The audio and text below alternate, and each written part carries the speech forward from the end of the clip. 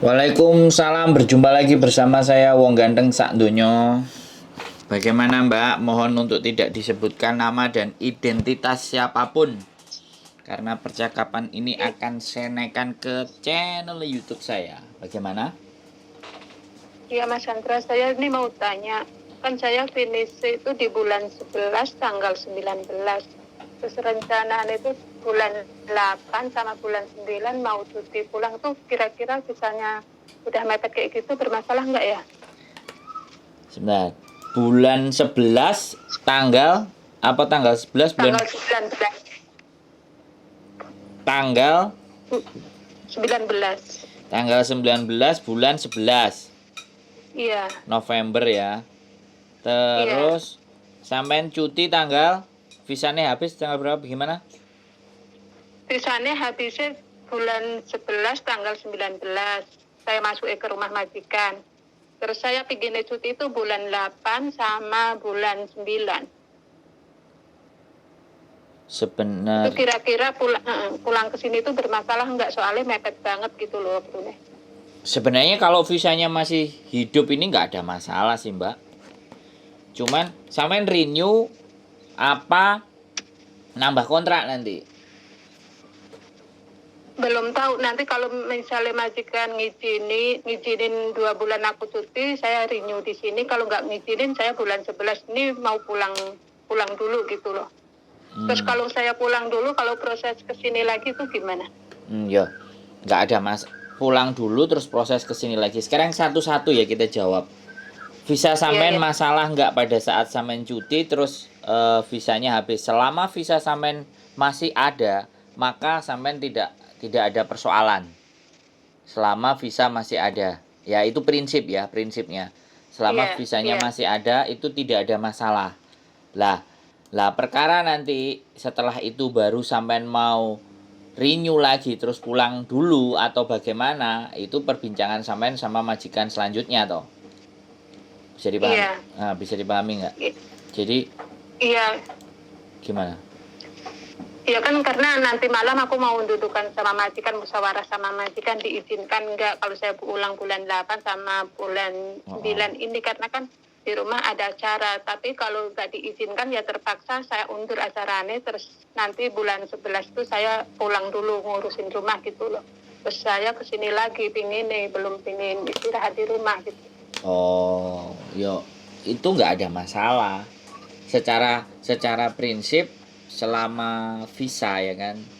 Selama visa sampean masih ada, maka sampean balik ke sini pun tidak ada jadi persoalan. Visa kan masih hidup. Itu aja prinsipnya. Jadi kalau terus ternyata nggak usah cuti, kamu nanti aja pas renew kamu boleh pulang, nah ya baru berarti sampean renew dulu. Udah setelah renew mau sampean pulang sebenarnya nggak ada masalah. Mau setelah renew ya sampean tanda tangan diurusi terus sampean mau pulang, itu sebenarnya nggak ada persoalan.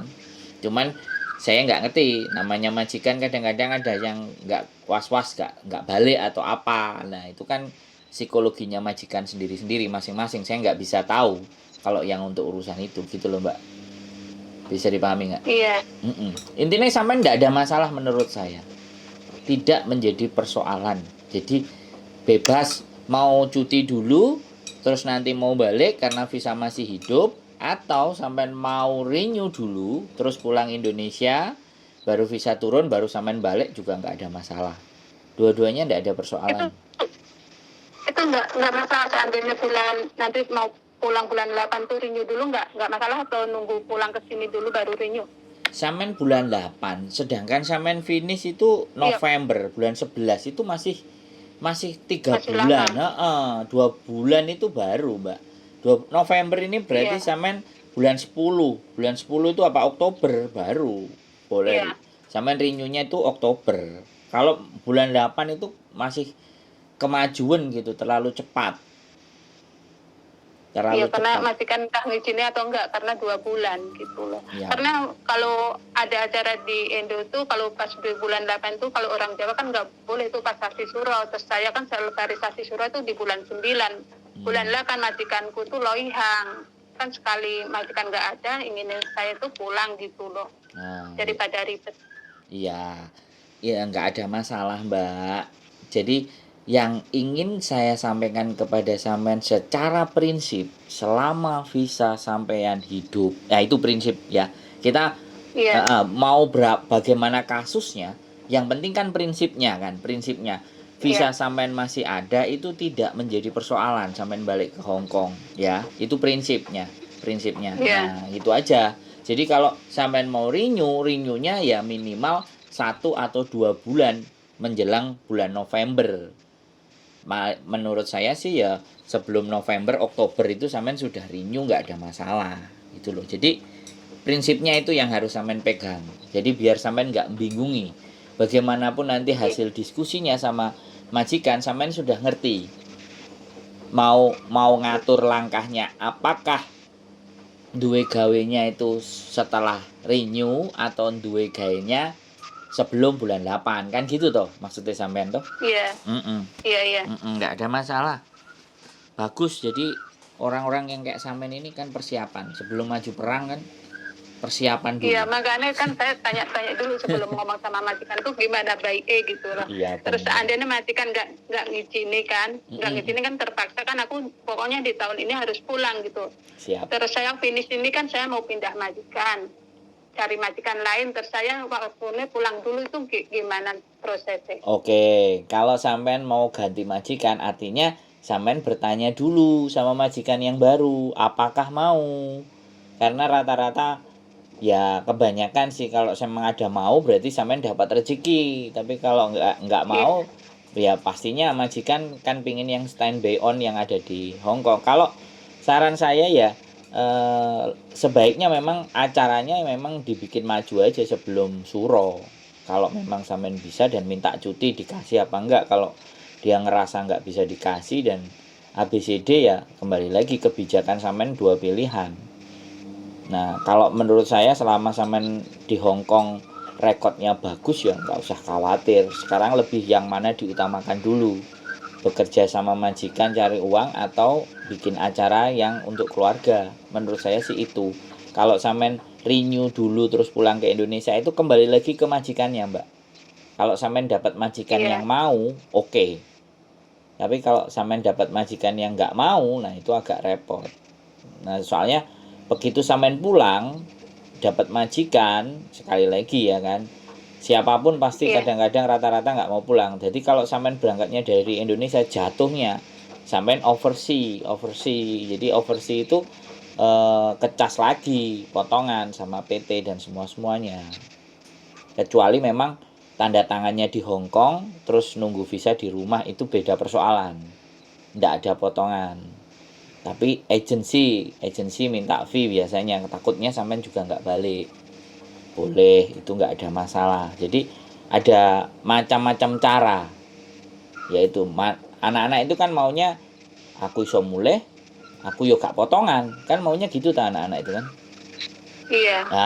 Kalau ketemu majikan yang tepat bisa. Kalau majikannya nggak mau, lah ya itu cari majikan lagi, prepare lagi. Jadi jauh-jauh hari gitu ceritanya. Wes, bagaimana? Udah bisa Ya dipahami? mungkin kalau Mm-mm. iya paham. Mungkin kalau majikan nggak ngizinin terpaksa aku pindah cari majikan. Tapi habis tanda tangan tuh tak tinggal pulang dulu nunggu visa di Indo gitu rencanaku. Ya, kalau ada majikan yang mau, oke, Mbak. Sekali lagi kan itu karepe kita. Iya. Nah, kalau karepe majikan ndak mau kan kita mesti cari yang karepe cocok toh. Cari yang cocok itu. Yang Soalnya cocok kan sama karep. Ini juga nggak bisa diundur, anak minta di tahun ini gitu loh. Apa? Maksudnya ibaratnya mepet kan cari-cari yang gimana baiknya sebelum saya ngomong sama majikan kan saya harus diskusi sama siapa dulu gitu. Betul, nggak ada. Daripada nanti bimbang gimana gitu loh. Ya sebaiknya kalau menurut saya sih diskusi yang baik aja sama majikan. Jadi usahakan minta tolong gitu kan. Kan sampean sudah berapa lama di majikan ini kan? Saya di majikan ini finish bulan 11 itu udah 6 tahun. Nah, harusnya kan kalau di majikan dulu 9 tahun.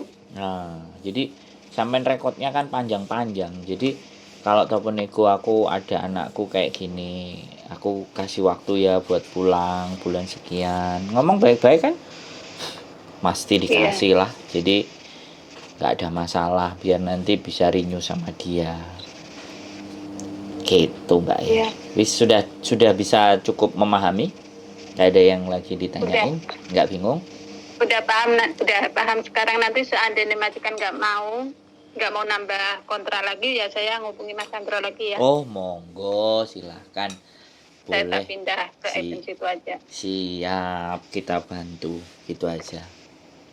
Rekodnya baik zaman ini jadi royoan sama majikan, cuman nah nyari majikan sing sesuai karepe sampean kan jatuhnya itu.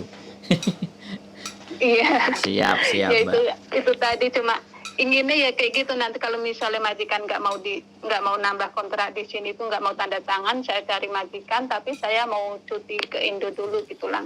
Selesaikan yang rumah, ibaratnya acara yang rumah itu. Siap Mbak, siap. Oke, gitu saja cukup. Iya cukup, makasih ya. Sehat selalu Mbak semangat.